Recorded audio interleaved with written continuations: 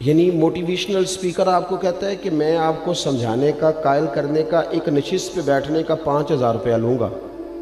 اور ہمارے اسٹوڈنٹ وہ 5,000 روپیہ دے کے اس کے پاس بیٹھتے ہیں تاکہ تھوڑا موٹیویٹ کر دے، لیکن اتنی کتابیں لے کے عالم جمعے والے دن بیٹھا ہے، اتنی کتابیں لے کے، اور وہ کہہ رہا ہے تم سے کوئی مطالبہ نہیں، صرف ذرا جلدی آ جاؤ۔ مسجد میں پنکھے چلا دیے ہیں،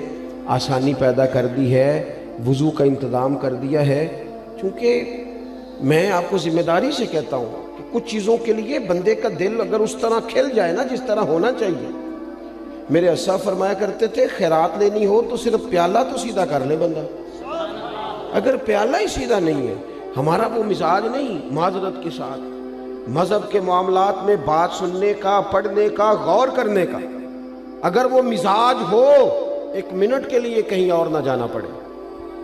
کائنات کی ہر نعمت ہمیں دروازہ رسول سے ملے۔ لیکن وہ والہانہ پن،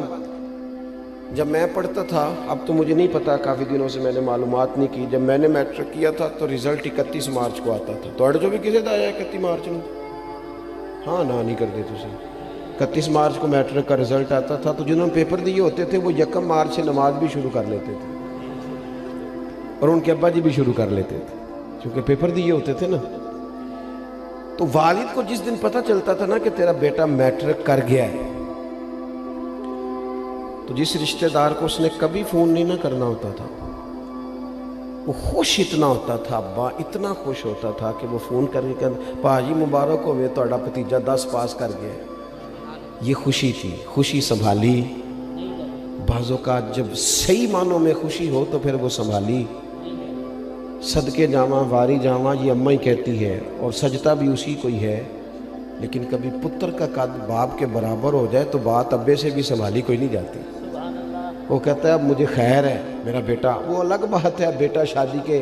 6 ماہ بعد کہ میں نے علیحدہ ہونا ہے، وہ معاملہ الگ ہے، لیکن باپ بڑا راضی ہوتا ہے کہ قد برابر ہو گیا، پڑھ گیا، قابل ہو گیا۔ صحیح کہہ رہا ہوں، یہ والہانہ پن ہوتا ہے، والہانہ پن رشتوں میں ہوتا ہے، رشتوں کی حساسیت بتاتا ہے، نہ سمجھ آئے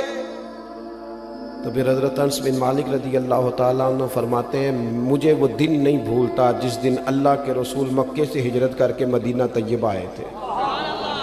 کوئی حضور کی اونٹنی کے آگے، کوئی پیچھے، کوئی دائیں، کوئی بائیں، کوئی یا محمدہ یا رسول اللہ کا نعرہ لگاتا تھا۔ بنو نجار بڑا قبیلہ تھا، بڑا، وہ قبیلوں میں اعزاز رکھتا تھا، ان کی بچیاں دف لے کے بیٹھ گئیں، خوشی سنبھالی نہیں جا رہی، وہ ننھی بچیاں جو بیٹھ کر وہاں دف بجاتی تھیں، رسول پاک کی جانب اشارے کر کے گاتی تھیں اور کہتی تھی ہمیں معمولی نہ سمجھنا، ہم ہیں بچیاں نجار کے عالی گھرانے کی، ہمیں خوشی ہے آمنہ کے لال کے تشریف لانے کی۔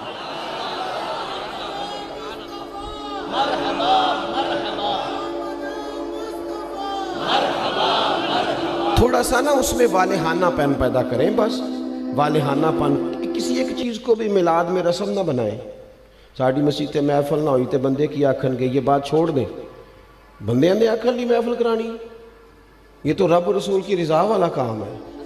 اور اس میں سے رسومات اور قیود بھی نکال دیں۔ اتنی مہنگی محفل کر دیا ہے، غریب آدمی ہاتھ ہی نہیں ڈال سکتا محفل کو، اتنی مہنگی، اتنے موٹے خرچے آنے والوں کے۔ جو یہاں آپ کے علاقے میں نعت پڑھتا ہے وہ بھی نبی پاک کی پڑھتا ہے۔ تھوڑا سا نا چیزوں، میں نے اس دفعہ پچھلے سال دوستوں سے کہا تھا کہ جڑا تسی شاپنا چ لنگر دیندے ہو نا، انہوں بھی پیر صاحب تے مولوی صاحب تے خطیب صاحب لنگر شریف ہی آندے نے، انشاءاللہ کھا لیں گے بھی، سب کا لنگر ایک جیسا پکایا کرو۔ بہت سارے غریب گھروں میں سارا سال نہیں گوشت پکتا، اگر زیادہ بوٹیاں ڈال کے میلاد شریف پہ بٹھا کے طریقے سے کھلاؤ گے نا کھانا،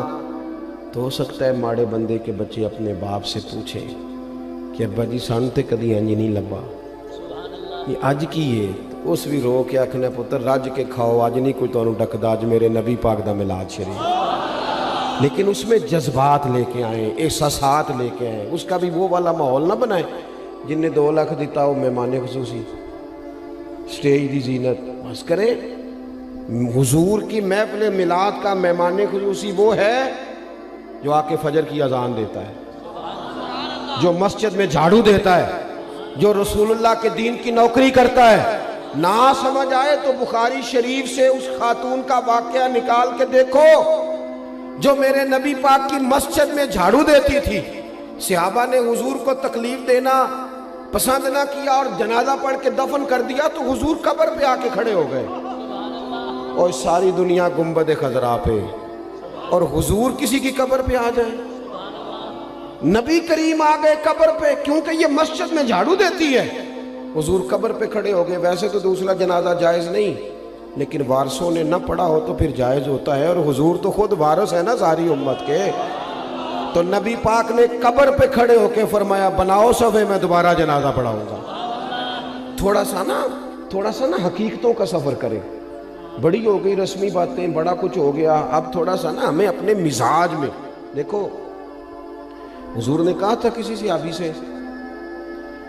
کہ میرے ناک سے یا میرے منہ سے بلغم نکلے تو چہرے پہ مال لینا۔ ادب اور محبت اور والہانہ پن ہو تو انداز بھی آ ہی جاتے ہیں، انداز آ جاتے ہیں۔ حضور نے کہا تھا کسی سے کہ میرے وضو سے جسم سے جو پانی لگ کے گزرے تم چہروں پہ ملنا، کہا تھا۔ بلکہ آپ صحیح مسلم شریف دیکھیں،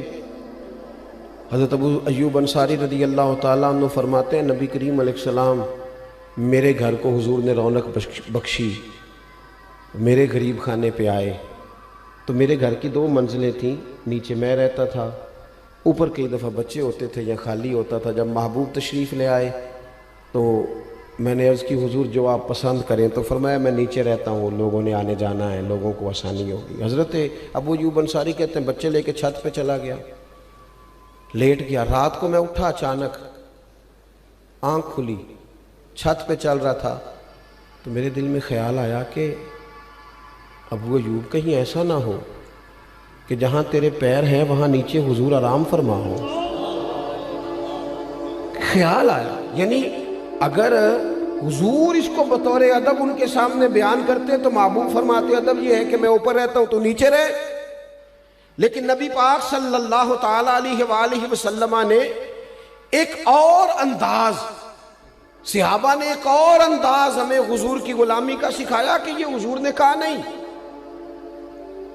حضرت ابو ایوب کہتے ہیں مجھے وہ خیال آیا تو میں ایک کونے میں ساری رات کھڑا رہا،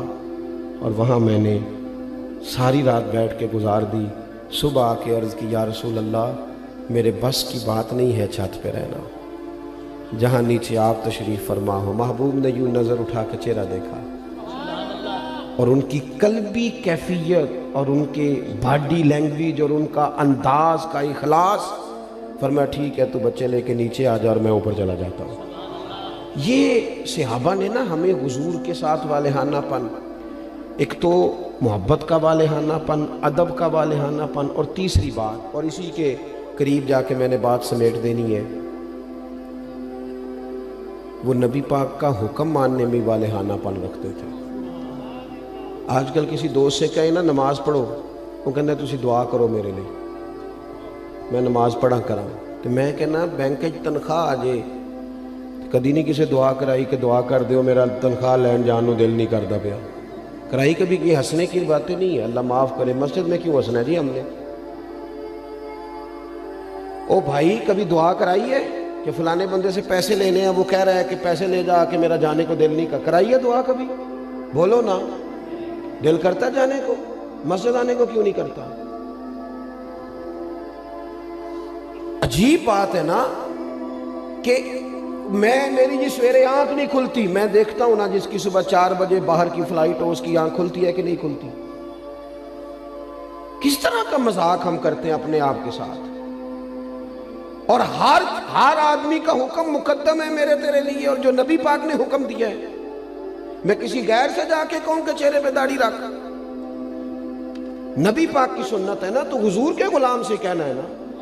اور حضور کا غلام کہہ رہا ہے میں ابھی نیک نہیں، میں کیسے رکھ لوں؟ یہ کس حدیث میں لکھا ہے کہ جو پورا نیک ہو وہ داڑھی رکھے گا؟ حلال حرام کے مسئلوں میں جو امت آج تک احتیاط نہ کرے، ہم پاک رسول کے ماننے والے ہیں۔ نبی پاک نے اپنے مقدس قدموں کی برکت سے اس امت کو پاکیزگی عطا فرمائی ہے، کیسے لقمہ حرام ہمارے منہ میں جا سکتا ہے؟ کس طرح بھلا؟ طبیعت کیسے گوارا کرتی؟ مجھے بتاؤ نا، آپ سے سوال پوچھتا ہوں، آپ کی توجہ ہے میری بات پر؟ گوشت پکا ہوا ہو نا بڑا بہترین بکرے کا، اور مسالہ بھی مرضی کا ہو، بندہ 2-3 لقمے کھا لے اور مزہ بڑا آیا، تو پھر ایک بندے نے کہہ دیا کہ یہ نا صدقے کا ہے، آپ کے منہ میں اس کا ذائقہ بدل جاتا ہے۔ صحیح کہہ رہا ہوں؟ جس طرح آپ کے منہ میں، اور اگر کسی نے کہہ دیا یہ تو مردار ہے، ذبح ہی نہیں کیا گیا تھا، تو ہو سکتا ہے الٹی بھی آ جائے، کہہ کر دے کہ یار یہ ٹھیک نہیں۔ تو میرے بھائی، جس طرح اس پر کہہ آتی ہے نا ایک لقمے پر کہ یہ حرام ہے، اس طرح تیرے پاس جب 50 لاکھ حرام کا ہے اس پر بھی کہہ آنی چاہیے، اس پر بھی تجھے الٹی آئے، تجھے گھن آئے۔ حضور نے اس طرح تزکیہ کیا، یتلو علیکم آیاتنا ویزکیکم، اس طرح تزکیہ کیا تھا کہ ان کے قریب کوئی شے ناجائز آ سکتی نہیں، سوال ہی پیدا نہیں ہوتا تھا، ذہن سازی ہو گئی تھی۔ آج اور پھر آپ کو ایک بات اور عرض کروں، نبی کریم صلی اللہ تعالی علیہ وسلم نے چاند کے 2 ٹکڑے کیے، ڈوبا ہوا سورج موڑا، پتھروں درختوں نے حضور کا کلمہ پڑھا، لیکن یہ ساری شانیں حضور کی بعد میں معروف ہوئی ہیں۔ نبی پاک کی جو بات سب سے پہلے لوگوں کے پاس آئی تھی وہ تو صادق اور امین ہونا ہے۔ ہاں میٹھا کھانا بھی سنت ہے، لیکن سچ بولنا سب سے بڑی سنت ہے۔ مسواک کرنا بھی سنت ہے، لیکن دل صاف رکھنا سب سے بڑی سنت ہے۔ تو یہ کیا بات ہوئی؟ چند ظاہری چیزوں پر تو عمل ہو جائے اور اسی کو پورا دین سمجھ لیا جائے، لیکن جو نبی پاک علیہ الصلوۃ والسلام نے معرفت کا نور اور روشنی دی ہے اس پر توجہ نہیں، اور بات ماننے میں بہانے، ہیلے بہانے۔ میں نے دیکھا ہے سیانے بیانے بندے اور مسجد کے اجرے میں میٹنگ ہو رہی ہے، اور انہوں نے کئی مولویوں کی پگڑیاں بھی کھول دی ہیں کہ فلانا کوئی کام نہیں کرتا، فلانا پیر غلط ہے، ان کو ساری تبصرے آتے ہیں۔ نماز کا ٹائم آتا ہے تو ان میں سے بہت سارے لوگوں کو کام یاد آ جاتا ہے، کئی کہتے ہیں میں نے وہاں جا کے پڑھنی ہے۔ یہ کیا صرف لفظوں کا ہیر پھیر ہے؟ صرف ہم نے وہ، میں جاتا ہوں نا، اب تو خیر مشکل ہو گیا ہے زیادہ جانا، ادارے کی مصروفیت بڑھتی جا رہی ہے دن بدن، لیکن میں دیکھتا ہوں کہ 21ویں محفل ہے جی ہماری، بانی محفل بتاتا ہے آپ نماز پڑھتے ہیں کہ نہیں دعا کرو، 21 مولوی مل کے بھی تجھے نیک نہیں کر سکے۔ میں نے کہا آج کے بعد نہ بتانا کسی کو، وہ کہیں گے کس طرح کے لوگ ہیں، 21 بندے آئے اس کے پاس اور ایک کی بھی بات نہیں سن سکا۔ چیزوں کو اصل پہ لائیں، اصل ہوتی ہے، اور بنیادیں ٹھیک نہ ہوں تو پھر آپ عمارتیں کھڑی کریں، کیسے کھڑی ہوں گی؟